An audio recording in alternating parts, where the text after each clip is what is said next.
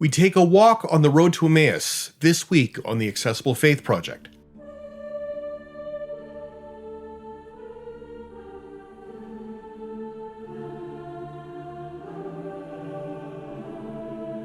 Hi there, I'm John, and welcome to the Accessible Faith Project.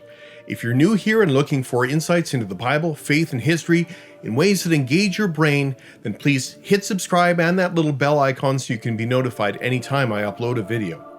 During this time of social distancing, I've been using the resources of the Accessible Faith Project to provide not only educational resources, but also worship resources. This video is one of those. The road to Emmaus is one of those stories that we've largely taken for granted. Not so much the story itself, but rather the setting. It is an Easter story, where two disciples encounter the risen Christ while traveling from one place to another. Jesus comes to them and walks with them, but they don't recognize him until the very end of the story. Okay, yes, I put all the spoilers at the front, but there's something to be said about not recognizing that Jesus is walking with us until well after the fact, even when we realize that the clues were there all along. As the Gospel of Luke uniquely tells this story, the road to Emmaus has a lot of subtleties woven into it. The first little fun archaeological fact: a village or town by the name of Emmaus doesn't exist on a map anywhere near Jerusalem.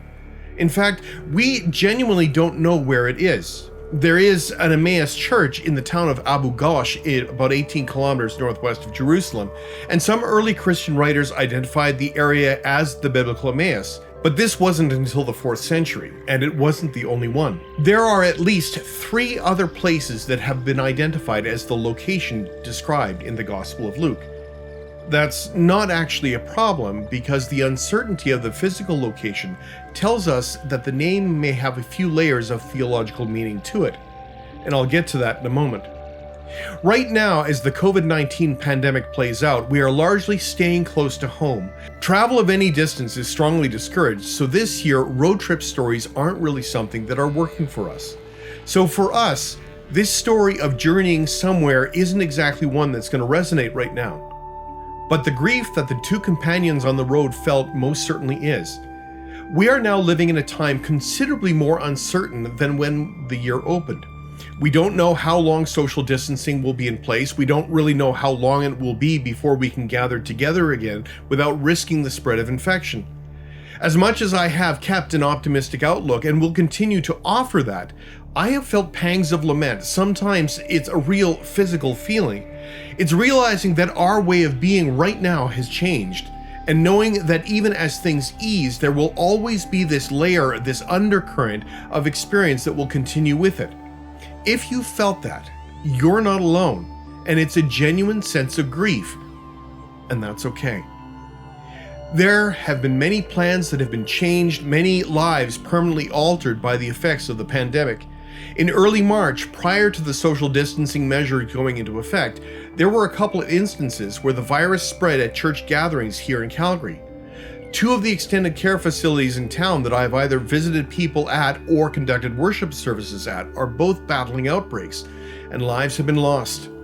The awful events a week ago in Nova Scotia are something that we're still trying to wrap our heads around, and we can't. Feeling a sense of loss and helplessness is normal when everything around us is not normal, and that's okay. That grief and loss is exactly where the 2 companions on the road when Jesus comes and walks with them. They are so deep in their grief that they don't recognize who their new companion is. When Jesus asks them why they are so sad, he comes across as being oblivious to the events of the past few days. He asks them about the things that they're talking about, and their response is heartbreaking. Those things that happened to Jesus of Nazareth, they said. By what he did and said, he showed that he was a powerful prophet who pleased God and all the people. Then the chief priests and our leaders had him arrested and sentenced to die on a cross. We had hoped that he would be the one to set Israel free, but it has already been 3 days since this happened. We had hoped.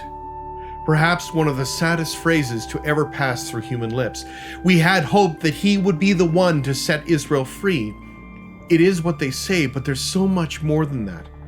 It is the sound of a hope that has died, It is the sound of a world that has come crashing down around them, saying, "We had hoped," in the past tense means that they have no hope now.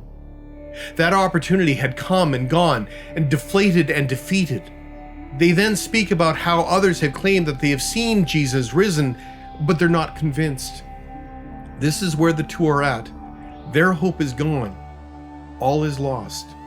In a moment of teaching, in the middle of that grief and despair, Jesus begins to set things into perspective. He acknowledges their grief, but goes on to tell the broader story of God's love and forgiveness, and that hope lives in life, in death, in life beyond death. And even then, they don't recognize him, but they are encouraged. As they would describe later, they felt their hearts burning, that they were warmed to the hope of resurrection, even if they hadn't experienced it yet. They asked him as they come to their stopping place for the night that this kind stranger would stay with us, as they say. And he does. And in the meal that followed, they recognized that Jesus had in fact been with them all along. Emmaus is a word that means many different things. It's derived from a Hebrew or Aramaic word meaning warm spring, perhaps alluding to the companions finding themselves with a warmth in their hearts. It also sounds similar to Emmanuel, meaning God with us, from Isaiah. Perhaps it is a play on words reminding us that we aren't alone in our times of social distancing.